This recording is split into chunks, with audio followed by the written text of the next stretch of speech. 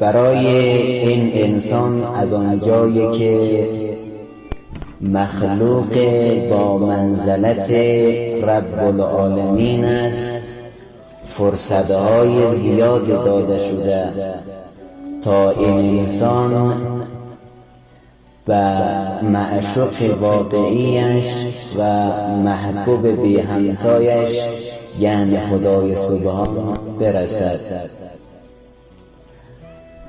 و برای اینکه بتواند مصداق آیه انی جاعل فی الارض خلیفة شود، خداوند بر علاوه گنجهای زیادی که در درون این انسان گماشته، فرصت‌هایی را هم فراهم نموده و معلوم می شود که بزرگترین و مهمترین دغدغه الهی این است که بندگانش این رحمتها رو بنگرد و کفران رحمت و نعمت نکند تا مجبور نشود که در قیامت این آدم رو وقتی که پرونده‌اش رو به دستش می‌دهد خودش به سمت جهنم روان نشود. صلوات را عنایت کنید.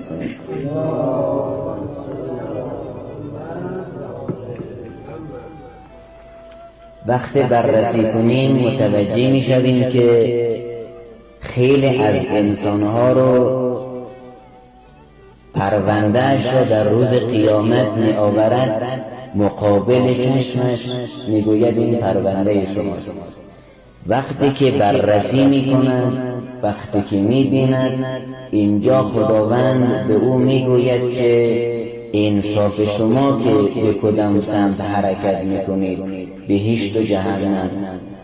چون ظرفیت ها بالا می رود، انسان نیرو می گیرد، انسان کامل می شود، اینجا انسان تصمیم می گیرد که به سمت جهنم برود.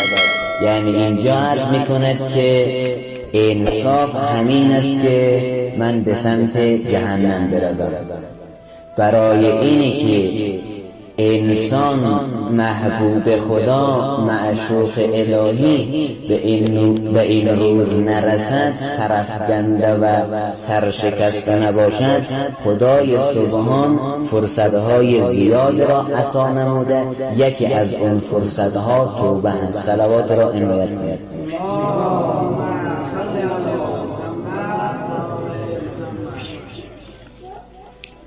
حالا در روایات ببینیم که این گناه چه خساراتی دارد، چه ضررهایی دارد که انسان از چشم خداوند که نمی‌افتد اما طور دلش سیاه می شود، طور اعتماد به نفسش را از دست می دهد که خیال می کند خداوند او را رها کرده و دیگر او را نمی‌پذیرد.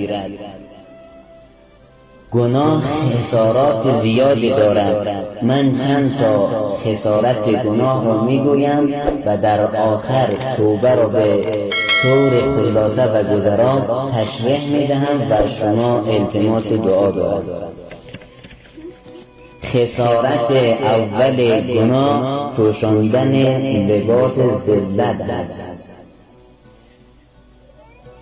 یعنی انسان با گناه و با اینه که انسان جرأت کند نافرمانی خدا کند، خودش به چشم خودش ذلیل می شود، خودش را حقیر می بیند، خودش را ناچیز می بیند.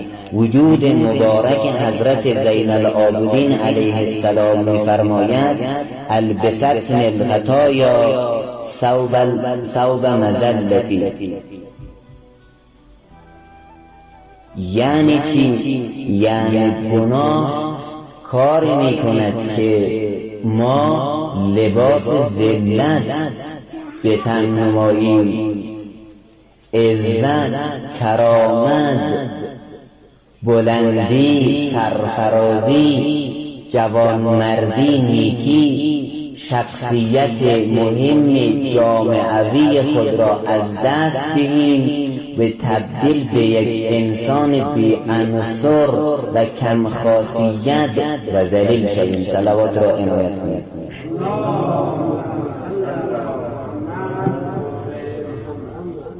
یعنی این ضرر به خود ماست.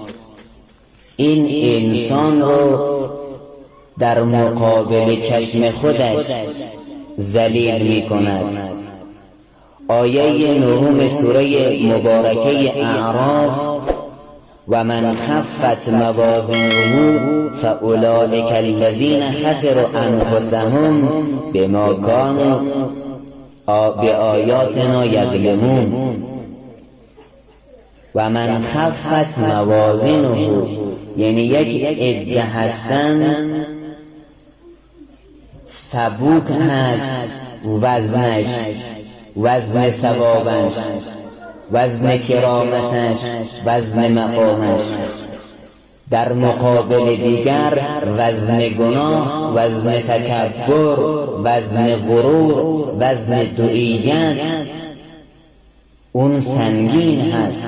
هر کسی که در قیامت وزن گناهش سنگین، وزن خوبی ها و ثوابش سبوک شود، خداوند می‌فرماید فاولئک الذین خسروا انفسهم.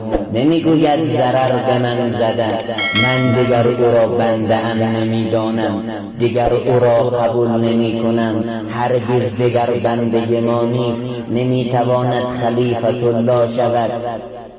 یعنی مصداق فتبارک الله احسن الخالقین نیست، مصداق اینها هست، اما کاری بدی کرده که به خودش ضرر رسیده، خسارت به خودش رسیده. خسروا انفسهم بما کانوا بآیاتنا یظلمون. با این همه نشانه عاشق من نشده، با این همه آیه به دنبال من حرکت نکرده، با این همه خوبی و مهربانی من از من رو برگردانده. اینجا خدا میگوید خسروا انفسهم، به خود زیان میزنید. صلوات عنایت کنید.